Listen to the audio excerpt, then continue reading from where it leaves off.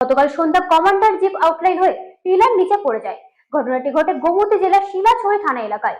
দুর্ঘটনার পর গুরুতর আহত গোপীরচন ত্রিপুরাকে সাবরুম মহকুমা হাসপাতালে নিয়ে গেলে চিকিৎসকরা তাকে মৃত বলে ঘোষণা করেন।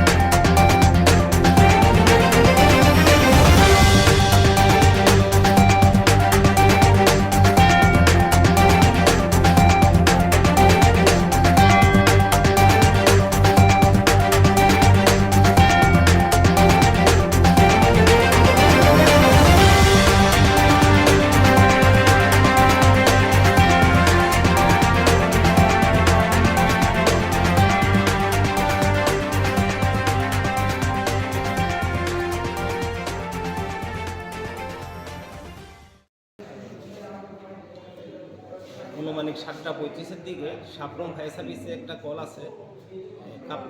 সাবরুম কাপ্তলি কমান্ডার গাড়িতে অ্যাক্সিডেন্ট হয়ে একজন ব্যক্তি, ওনার নাম হলো গোপীরঞ্জন ত্রিপুরা, বয়স অনুমানিক 30 বছর, গুরুতর আহত হয়ে লুঙ্গাতে পড়ে আছে। পরে আমরা ফায়ার সার্ভিস দ্রুত গিয়ে ওনাকে উদ্ধার করে এনে হাসপাতালে এনে ভর্তি করেছি। এখন কি অবস্থায় আছে? এখন অবস্থা তো আমরা তো ঠিক বলতে পারছি না, কিন্তু অবস্থা খুব সিরিয়াস। এটা ডক্টর স্যার, আমরা তো স্যারের ডিউটি স্যারে বলতে পারবো। ওনার বাড়ি কোন জায়গায়? বাড়ি হলো কাপ্তলি।